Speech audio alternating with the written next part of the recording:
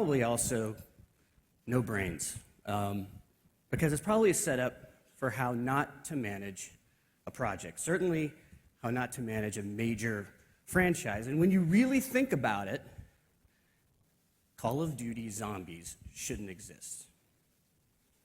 Let me provide some context. 2008 was weighted with high expectations, right?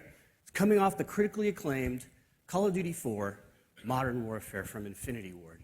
And at the time, that game was by far and away the biggest game in our franchise that we had ever seen. So while the move to the modern era was absolutely heralded, it would be Treyarch's turn the following year, and we were set to make a game again inside of World War II. And that made some on the development team creatively very restless. Now, up until this point, as some of you may remember, Treyarch was best known not for its work on Call of Duty, of course, but on our work on the Spider-Man franchise. But in fact, Call of Duty World at War would be Treyarch's third World War II Call of Duty game, with many of us having even worked on more than that. It was also a really turbulent time in the studio's history as we were evolving and changing. Our identity and cultures were clashing and blending on incredibly short and demanding Call of Duty development cycles. World at War, however, would be our first shot at a 2-year development cycle in the franchise. And up until this point, I think it's safe to say that we were still struggling to find our voice and establish our identity inside the franchise. Despite the experience on the team, I think it's fair to say that we still lacked enough confidence. All right. So we wanted World at War to be a turning point for our studio. We wanted to establish our house style and our rightful place in the franchise with this game. To start with, we were determined to make a very different kind of Call of Duty and World War II game. We wanted to lean into the darkness and the brutality of war with rich story and characters that were angry and filled with vengeance, and what would become the grittiest game, what we felt would be the grittiest World War II game in the franchise. Now, if I were to frame up the overall development, World at War was really difficult by any standard. It had a lot of new technology that we were dealing with for the first time, a lot of new design challenges. And without going into all the gory details, in the second year of our development, the team was definitely stressed, behind schedule, and crunching hard. I know this is a story none of you are familiar with out here in the audience. So you can imagine my surprise when I learned that a small team, under these circumstances, started taking the co-op work that we were making for the game and started prototyping new modes for the game. And you can imagine my surprise again when I found out a little bit later that this team that had been noodling around started prototyping a Nazi zombies mode, completely at a grassroots level, and then finding out that, people from other departments hearing about it started pitching in. Totally at a grassroots level. So let's review. We got a tough development. The team is working with new technology. We're behind schedule. The team is crunched. Late-stage innovation, unapproved, unplanned, unscheduled, definitely ungreenlit work.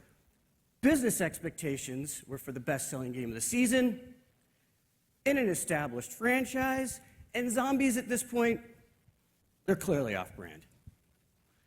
I remember the first time I heard about it, I was like, we're what?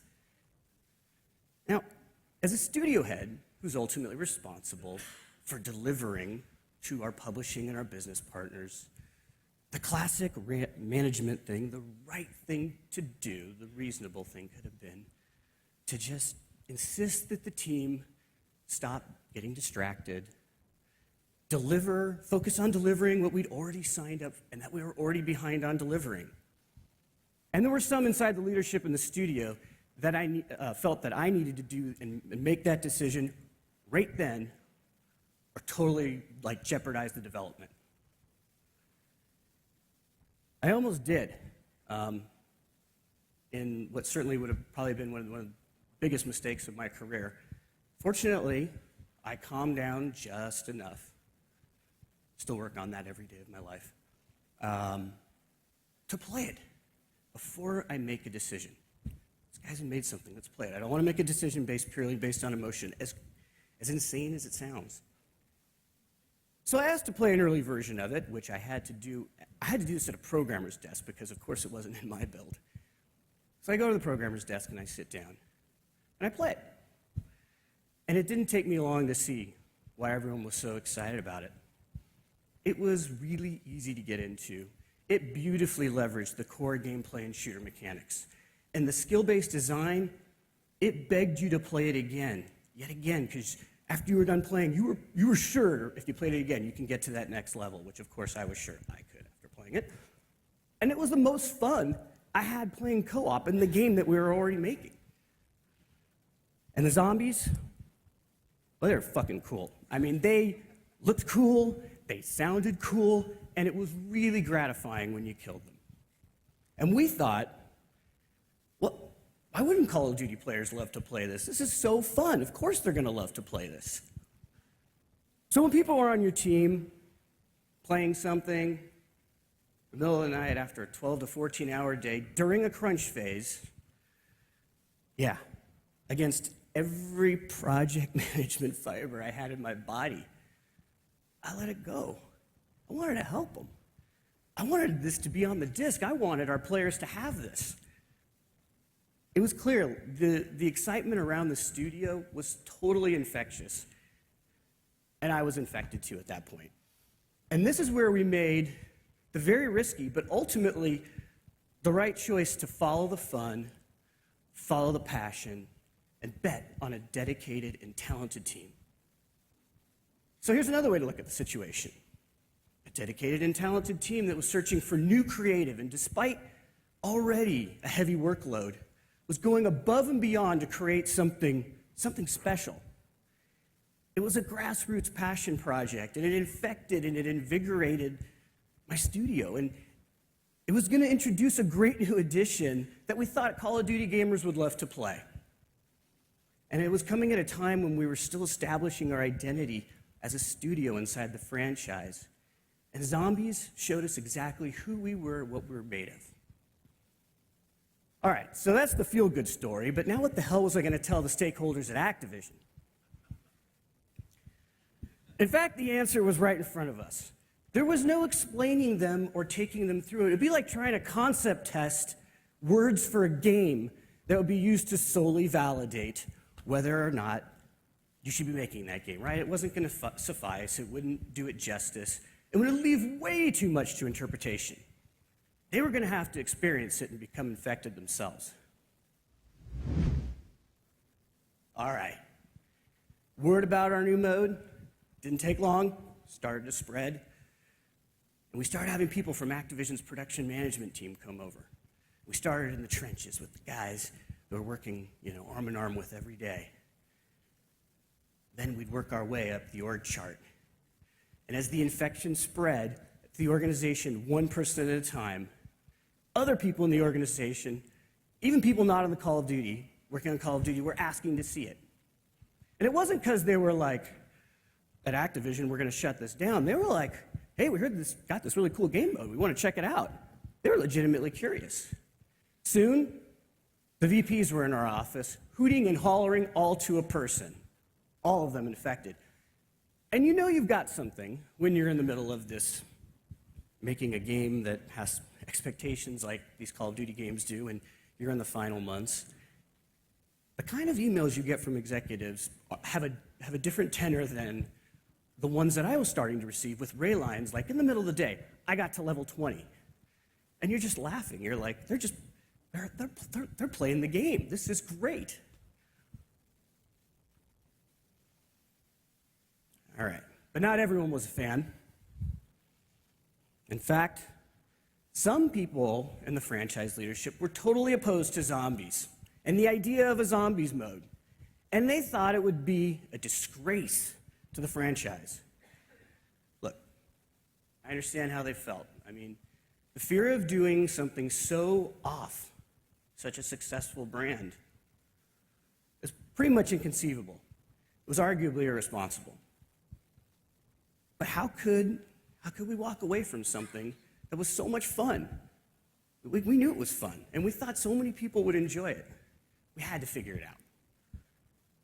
Now, The marketing and PR guys, they thought it was totally fun too, but they wouldn't touch it. I mean, to be fair, how the hell were they going to market this along with the mainline Call of Duty game and just not totally confuse everyone?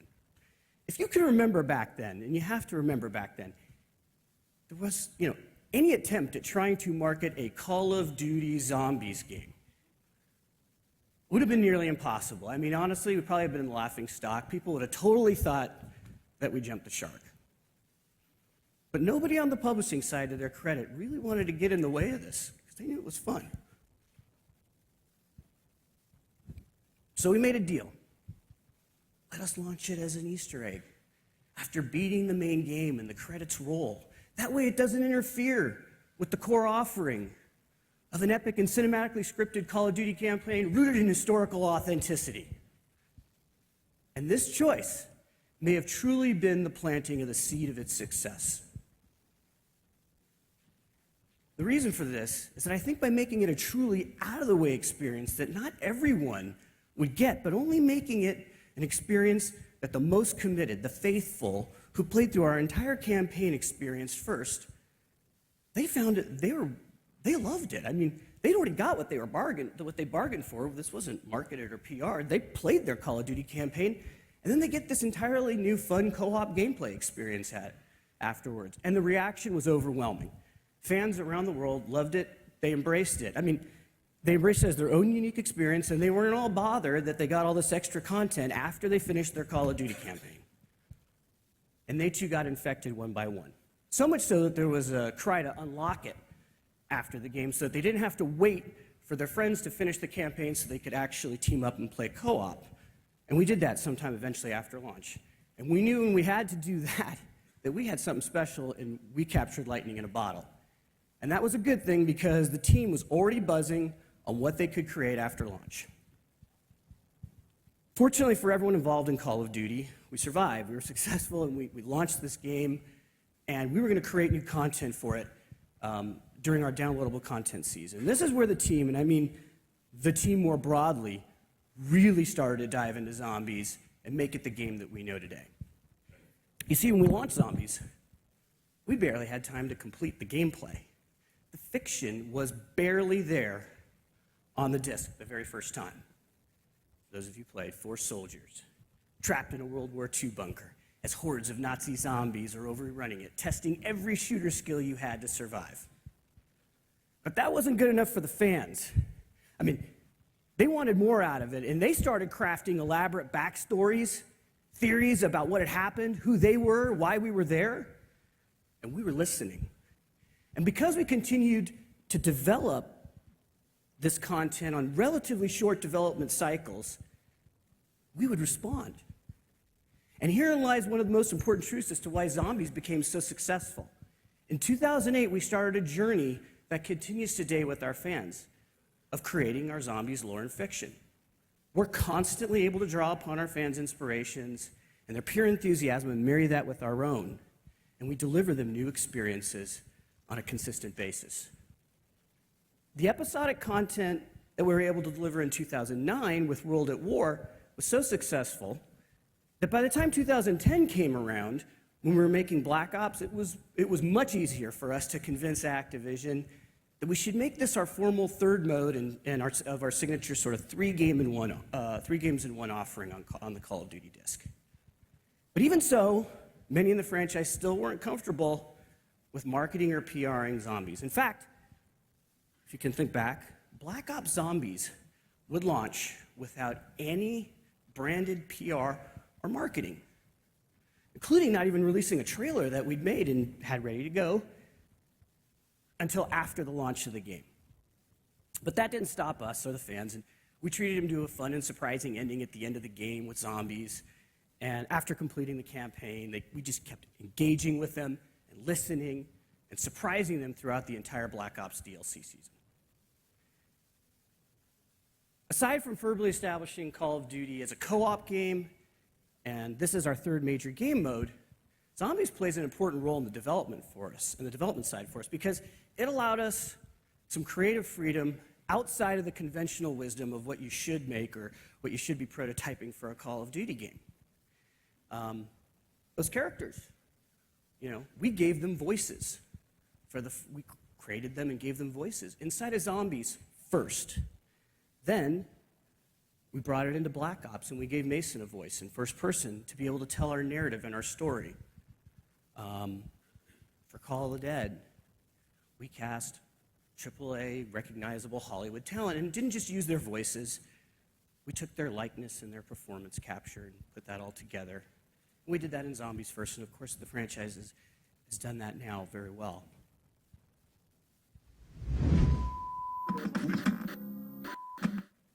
All right, let's get back to business here. So while there wasn't an initial desire to market or PR Zombies out of the gate, fan interest skyrocketed because of a confluence of situations. In a twist of irony, not marketing or PRing Zombies and letting the fans find it themselves turned out to be a blessing in disguise. And ultimately, it helped set the tone for how this mode would evolve. Because from a setting, a narrative, and a character perspective, fans got to find and make it their own. It initiated a kind of conversation with our fans and amongst our fans that we couldn't have planned had we tried. At the time, the phenomena that we all now know as social media, had literally just begun to explode. And Zombies provided Treyarch with that kind of social currency that would thrive in that environment. The Zombies development and episodic delivery of new experiences we created through DLC reflected that sort of participatory fan culture that I think TV shows at the time, like J.J. Abrams, lost. And people in our own industry, with marketing campaigns like I Love Bees, they'd started to communicate with fans around the world and strike new means of communicating with them. But Zombies was somewhat unique in the world of these big budget games like Call of Duty, in that there was a meaningful interplay with our fans prior to launching content, in this case our episodic DLC content. It was no longer a binary process for us where we were going to make this game and ship it, and players, they were going to buy it, and they're going to play it, and that was the end of the story. I think if PR and marketing is about giving people the answers we want for them, Zombies in our development process just became about asking them all the right questions. So Call of Duty World at War downloadable content that continued to come turned this unlock into episodic content sprinkled with all kinds of intricately developed Easter eggs. And I'm talking true labors of love by the people who make this and true labors of love by the fans in the community who decipher all of it. And we would leave clues and even compose exclusive music tracks for them as rewards. We'd ask them more questions. We just carry on a conversation with this very passionate and engaged community. And they would go off and they would craft extensive blog posts, put up amazing websites, forum threads, epic forum threads about what was going on or what they thought we were telling them about.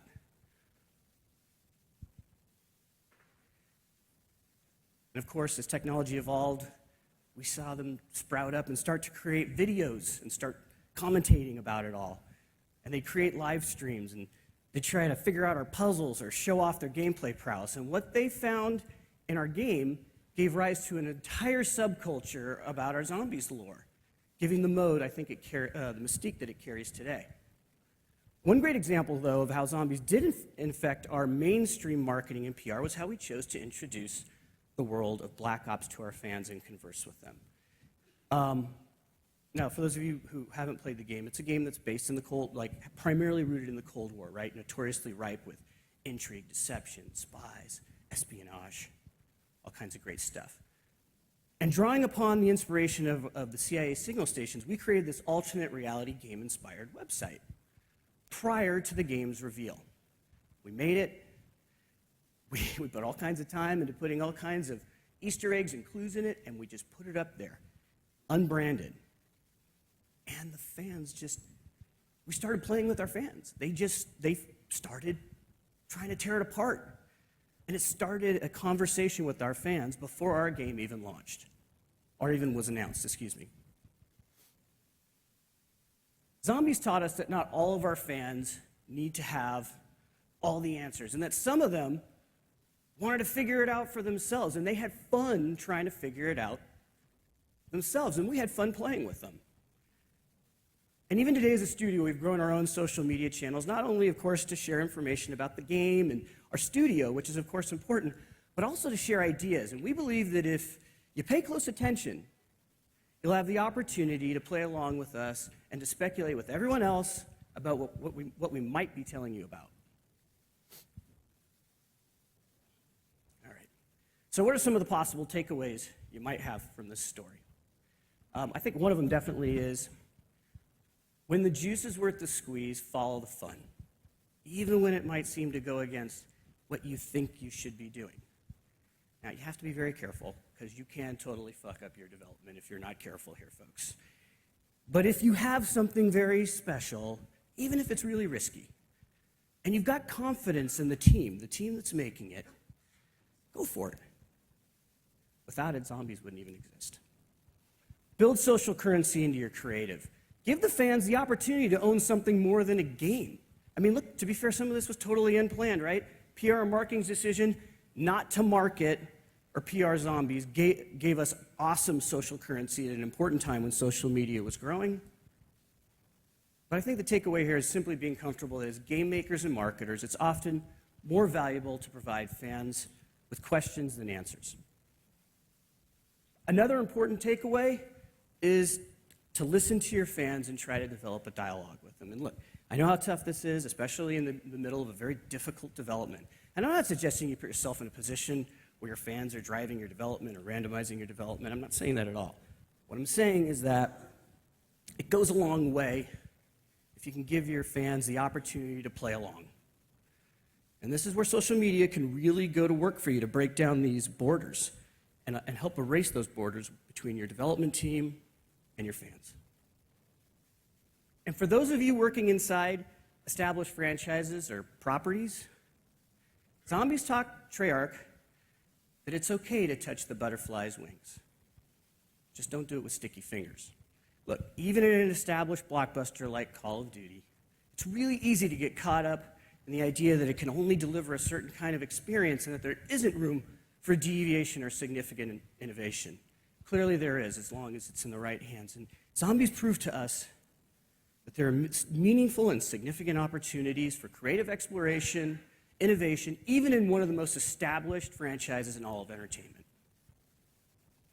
Zombies was a transformative experience for Treyarch, albeit one with a highly unorthodox development process. And it taught us who we were. It gave us the confidence that we needed to move forward at the time with the Black Ops series, right? It's a series that's built upon our own special brand of mindfuckery, right? Complete with flashbacks and imaginary scenes. I mean, only a team that had braved the unknown with zombies could have pulled that off and still made what I just told you about feel Call of Duty. And this story, I don't think it would be complete if it weren't for the fact that zombies launched us into a world without borders with our fans. Absolutely. I mean, the conversation that we've learned to have with them continues to impact us to this day. Without them, zombies wouldn't exist as we know it, and we wouldn't have had the opportunity to make the games for them and craft the experiences that we do. And for that fact, we're eternally grateful to them. So to our fans around the world, we look forward to carrying on that conversation with you in the future. That is, if we haven't started already. Thank you.